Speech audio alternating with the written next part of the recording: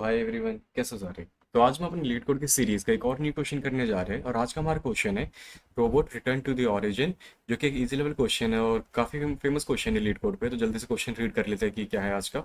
There is a robot starting at position 00 origin on a 2D plane. Okay, given a sequence of its move, judge if the robot ends up at 00 after it completes its moves. तो मतलब क्या question है, एक robot है जो कि 00 index पे मतलब कि कोऑर्डिनेट पे खड़ा है, ठीक है। तो उसको कुछ एक सीक्वेंस ऑफ मूव्स दे रखा है जो कि वो कंप्लीट करेगा, ठीक है। उन मूव्स को कंप्लीट करने के बाद क्या वो अपने वापस स्टार्टिंग पोजीशन मतलब ओरिजिन पोजीशन पे आ रहा है, नहीं आ रहा, ठीक है। आगे रीड करते क्या है। You are given a string moves that represent the move sequence of the robot, where move of ith represent the ith move. Valid moves are right, left, up and down. ठीक है, तो हमें एक string moves दे रखी है, मतलब कि एक स्ट्रिंग मूव्स नाम की दे रखी है, ठीक है। जहाँ पे हमें स्ट्रिंग्स में होगा RLUD, जहाँ पे मतलब वही हो गया right left up and down, ठीक है। उन मूव्स को कंप्लीट करने के बाद क्या रोबोट वापस ओरिजिन पे आया है, नहीं आया, हमें वो बताना है, ठीक है। Return true of the robot return to the origin, else false, ठीक है, यही है। तो कुछ नोट है वो रीड कर लेते हैं। The way that the robot is facing is irrelevant. R will always make the robot move to the right once. L will always make it move to the left, etc. Also assume the magnitude of the robot movement is same for the each move. तो मतलब चाहे robot right देख रहा हो, लेकिन अगर अगला move left का है, एल है, तो वो लेफ्ट ही मूव होगा, ठीक है। मतलब ये इररिलेवेंट है, जहाँ पे देख रहा है उसको कोई फर्क नहीं पड़ता, पूरा का पूरा डिपेंड करता है वो मूव्स के ऊपर जो भी स्ट्रिंग हमें मिल रही है, ठीक है। और अगला ये था कि जो मैग्नीट्यूड होगा हर एक मूव का वो इक्वल होगा। ऐसा नहीं होगा कि अगर एक मूव में रोबोट 10 मीटर कवर कर रहा है तो अगले मूव में वो 12 मीटर कवर करेगा, जितना कवर कर रहा है वो इक्वल होगा हर एक मूव में, ठीक है। तो ये क्वेश्चन था, सिंपल क्वेश्चन है ये। तो अगर कुछ एग्जांपल देख लेते हैं, आपको क्लियर समझ आ जाएगा।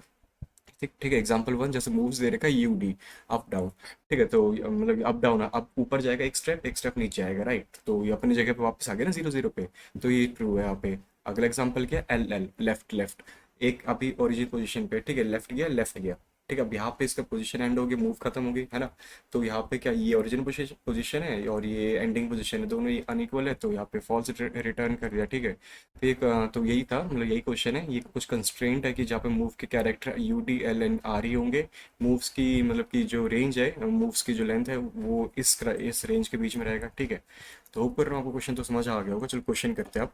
तो अब क्वेश्चन करने से पहले अगर हम ये देख लेते हैं कि हम करने कैसे वाले इस क्वेश्चन को, ठीक है। देखो, मान लो कि ये हमारा ओरिजिन पोजीशन, ओके, 00, ठीक है। मान लो रोबोट इससे 2 स्टेप ऊपर गया, अप अप, एक स्टेप, 2 स्टेप, ठीक है। अब उसको वापस इस पोजीशन पे आने के लिए क्या करना होगा, जिस जिस डायरेक्शन में गया है उसके अपोजिट डायरेक्शन में इक्वल स्टेप लेना होगा, ठीक है। जैसे 2 स्टेप ऊपर गया, एक दो, अब उसको वापस अपनी पोजीशन पे आने के लिए 2 स्टेप डाउन लेना पड़ेगा, D आना आना चाहिए, राइट।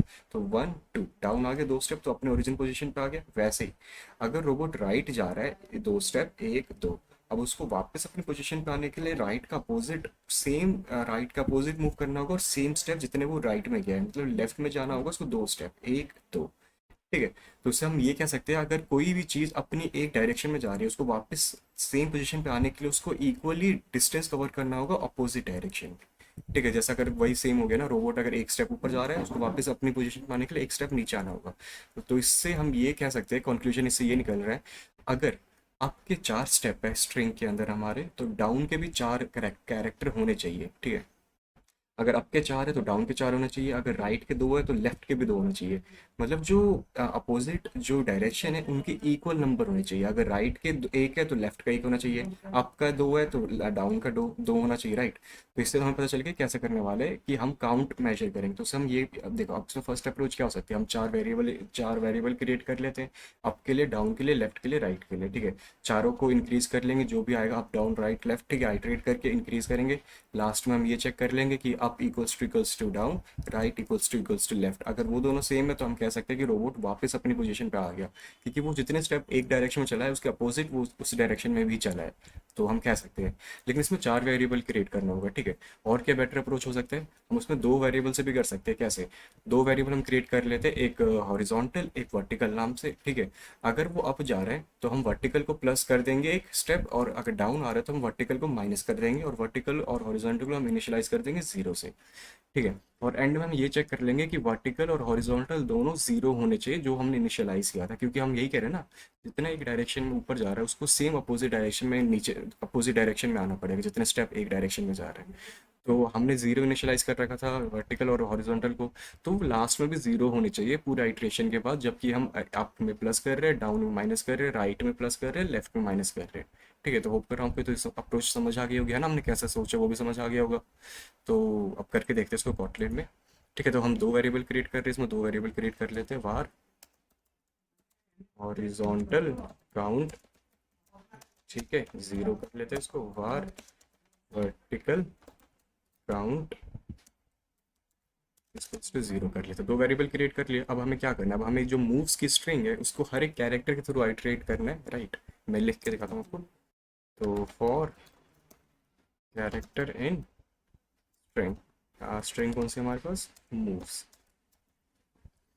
ठीक है, तो अब ये कर रहे हैं व्हेन एच, तो ये कैरेक्टर ले लेते हैं अप,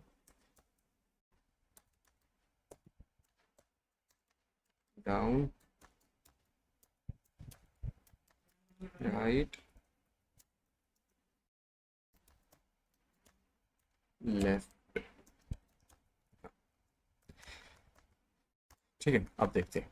अब अप जा रहे हैं, ठीक है। अब हमें अप में क्या करना है, कुछ भी ले लो आप वर्टिकल को, जैसे यहाँ पे हम ले लेते हैं वर्टिकल जो काउंट है, हम मान लेते हैं ऊपर जा रहा है तो हम इसको इंक्रीज कर लेते हैं। हम इसको डिक्रीज भी कर सकते हैं, कुछ भी कर सकते हैं, ये नहीं कह रहे कि अप में आपको इंक्रीज ही करना है। बस आपको ये याद रखना, अगर आप अप में आप जो कर रहे हो ना, इंक्रीज कर रहे हो या डिक्रीज कर रहे हो, डाउन में आपको उसका अपोजिट करना है। तो हमने यहाँ पे इंक्रीज कर लिया, डाउन में उसी को नेगेटिव कर लेते हैं, डिक्रीज कर लेते हैं उस स्टेप को, जितने स्टेप ऊपर गया उतने स्टेप नीचे आया। ठीक है, अब यही राइट में हम हॉरिजॉन्टल का कर लेते हैं, तो इसको प्लस कर देते हैं और इसको माइनस कर देते हैं। ठीक है, तो हमने कर लिया, जिस स्टेप पे गया उस स्टेप को हमने मतलब आइटरेट करके मेजर कर लिया है। ठीक है, जब ये for loop for each loop खत्म हो जाएगा, उसके बाद हमें क्या करना है, रिटर्न। रिटर्न करेंगे हम क्या, ठीक है, अब रिटर्न करेंगे हम what horizontal count equal to zero and vertical count equal to zero. अगर ये दोनों इक्वल टू जीरो तो रिटर्न ट्रू हो जाएगा कि रोबोट अपने ओरिजिन पोजीशन पे आ गया। अगर नहीं है, कोई एक भी चीज़ नहीं, अगर वर्टिकल काउंट मान लो लास्ट में वन आ गया, तो हम कह सकते हैं कि रोबोट अपनी इनिशियल पोजीशन से एक स्टेप राइट या लेफ्ट है। ठीक है, तो हम ये कह सकते हैं, सॉरी, एक स्टेप अप या डाउन, अगर वर्टिकल काउंट में कुछ भी चेंज है तो। अगर नेगेटिव में तो हम कह सकते हैं वो नीचे है, पॉजिटिव में तो हम कह सकते हैं ऊपर है। तो अगर जीरो जीरो होना चाहिए इक्वल अपने ओरिजिन पोजीशन पे आने के लिए। ठीक है, अब रन करके देखते हैं इसको।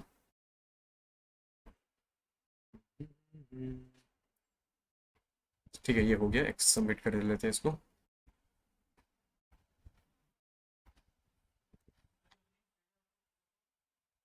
ठीक है, तो ये क्वेश्चन सबमिट हो चुका है सक्सेसफुली। तो होप कर रहा हूँ आपको क्वेश्चन समझ आ गया होगा। बहुत सिंपल क्वेश्चन था, हमने बस दो वेरिएबल क्रिएट करा है, उसको मेंटेन करा है। अगर अप गया तो एक वेरिएबल को हमने इंक्रीज करा है, अगर डाउन किया तो हमने सेम वेरिएबल को डिक्रीज किया, क्योंकि सेम सेम सेम प्लेन के अंदर है ना वो। तो हमने इसको डिक्रीज करा है, यही वैसे ही सेम। राइट गया तो हमने दूसरे वेरिएबल को इंक्रीज करा है, और लेफ्ट गया तो हमने उसी वेरिएबल को डिक्रीज किया है, और लास्ट में हमने इसको उन दोनों को हमने इनिशियलाइज कर दिया जीरो से। और लास्ट में हमने बस इनको जीरो चेक करा है कि अगर वो वापस सेम पोजीशन पे है, जीरो जीरो पोजीशन पे है, तो वो मतलब रोबोट वापस अपनी पोजीशन पे आ गया।